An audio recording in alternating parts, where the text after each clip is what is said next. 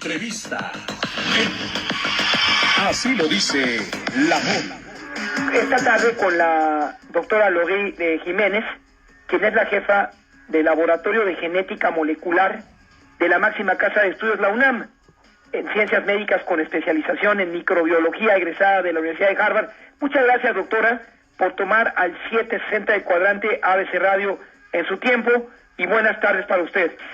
Muy buenas tardes, no tiene nada que agradecer, es un placer.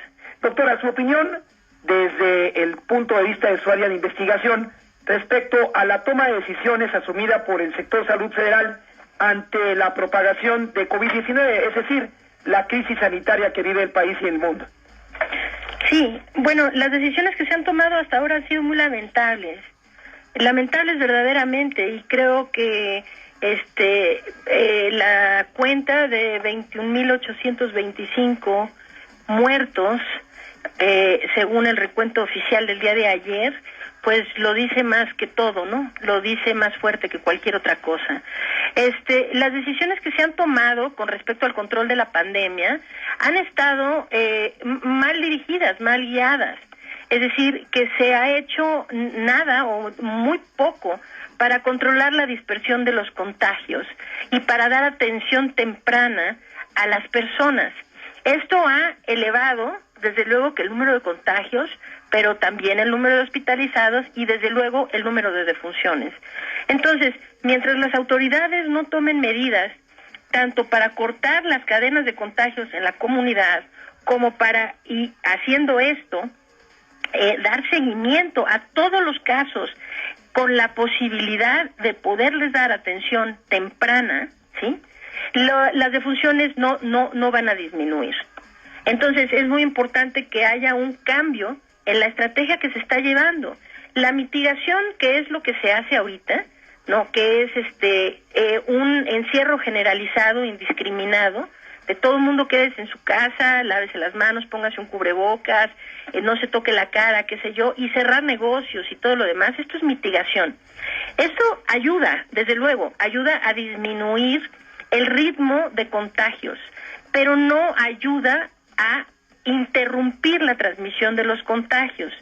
Entonces, mientras se hizo la Jornada Nacional de Sana Distancia, pues la acción que la autoridad debió tomar es tomar medidas de contención mediante la detección, seguimiento de todos los casos o de todos los casos posibles y el rastreo de sus contactos, haciendo entonces un aislamiento y cuarentenas selectivas.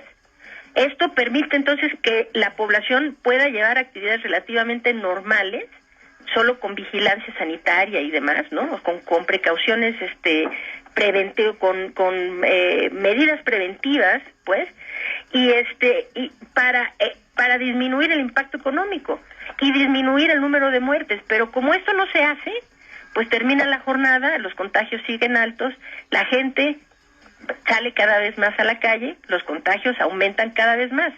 Y entre más se movilice la población, van a seguir en aumento, y esto finalmente se traduce en la única variable con la que se va a medir el éxito o el fracaso de esta situación en todos los países del mundo, que es el número de muertos, es decir, cuánta gente se murió. Eso es el único parámetro que sirve para decir si una estrategia fue exitosa o fallida. Aquí, pues nuestra estrategia ya habla de más de 21,000 defunciones. Es decir, pues la estrategia ha sido equivocada. En su perspectiva, ya nos expuso una cuarentena selectiva con vigilancia sanitaria como medida preventiva, sería la opción y no la mitigación. No, la mitigación se tiene que, es decir, mientras no se tenga una vacuna o una cura contra este virus, todo el tiempo, todo el mundo seguirá estando en una suerte de estira y afloja entre abrir y volver a encerrar, ¿sí? Entonces, ¿qué tanto podemos abrir? Pero, a ver, ¿qué tanto podemos abrir no indiscriminadamente? ¿Qué tanto se puede abrir sin que se eleve el número de casos y esto se traduzca en elevación del número de defunciones, ¿no? Entonces, los países lo están haciendo. O sea, Alemania, por ejemplo, ya disminuyó pasó por toda su curva epidemiológica, disminuyó, así ningún país va a estar en 0 contagios nunca hasta que no haya una vacuna o una cura. Pero sí están en un nivel muy, muy bajo, ¿no? Entonces empiezan a abrir y ven que empieza a subir, bueno, entonces se les tira y afloja. Entonces hay que dar un paso atrás en la apertura, cerrar otro poco de cosas, instruir más gente que se quede en casa, qué sé yo. Se hace el estira y afloja. Pero ahorita en nuestro país no hay estira y afloja. Es decir, que arbitrariamente se le está diciendo a la gente que van a cambiar las luces de un semáforo arbitrario que no tiene nada que ver con la evidencia de lo que ocurre en el desarrollo de la pandemia, sino que tiene que ver pues con la conveniencia que el gobierno piensa que tiene movilizar ya a la gente y que regresen a trabajar, ¿no?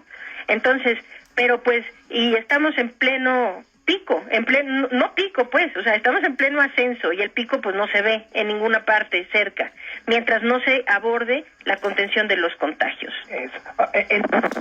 Ve difícil en su perspectiva que, como decía el subsecretario Gatell, para el mes de octubre quedará superada esta pandemia.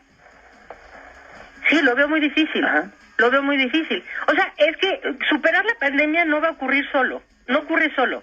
La gente ya hizo su parte, se encerraron en su casa, se cerraron los negocios, se hizo toda una serie durante casi 3 meses, ¿no? De una mitigación, pues, si bien fue una mitigación no obligatoria y medio laxa y qué sé yo, pues un porcentaje muy grande de la población cumplió con lo suyo, ¿no? Ajá. Y entonces sí se disminuyó el ritmo de transmisión, el ritmo de contagios.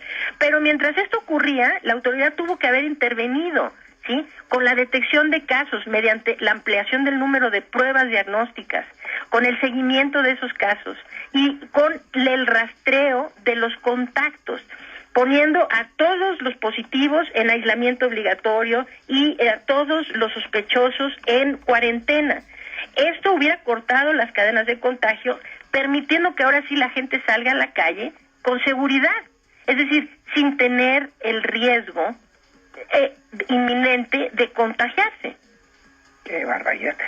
Ahora, déjeme decirle una cosa, independientemente de ubicar a sospechosos en cuarentena, ahí entra el cuadro del asintomático, pregunto, y al positivo pues en aislamiento, y las pruebas que son muy difíciles porque ya uno practicándola el costo no es menor a los 1,600 pesos según el laboratorio a donde pueda uno llegar.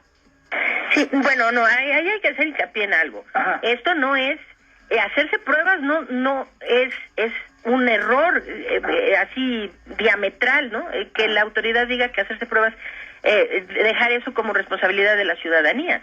Las pruebas, como en todos los países se está haciendo, deben tener acceso amplio la ciudadanía a hacerse pruebas de forma gratuita. Y esto no, ahorita nuestro país hace el menor número de pruebas porque cree que se está ahorrando dinero. Pero ¿qué dinero nos vamos a estar ahorrando si la economía está yéndose por, o sea, literalmente se está yendo por el inodoro, ¿verdad? Porque no se puede sustentar estas medidas de mitigación masiva, ¿no? Sin hacer un esfuerzo realmente inteligente, más centralizado, bien enfocado.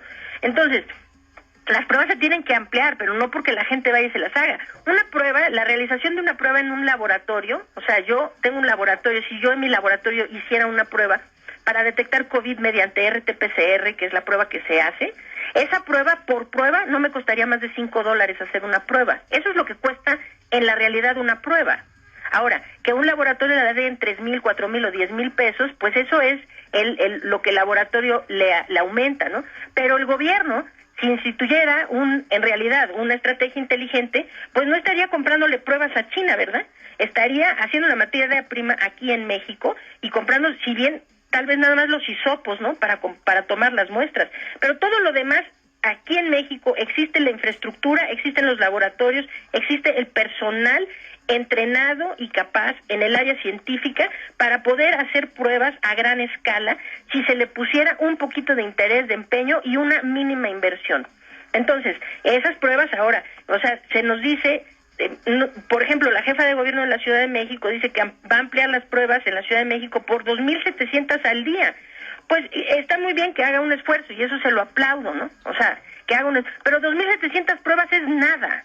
O sea, no es nada, es algo más, no es suficiente. Es decir, que se tiene que ampliar por decenas de miles de pruebas diarias. Y esto se puede hacer, se puede sustentar económicamente. Es una mentira que esto no se pueda hacer por cuestiones económicas, porque a nuestro país y a los individuos que han perdido sus empleos, cuyos micro y pequeñas empresas... Le pediré, ojalá este tema importantísimo, doctora Jiménez, si nos puede tomar la llamada el día de mañana para ampliar lo que acabó el programa en este momento.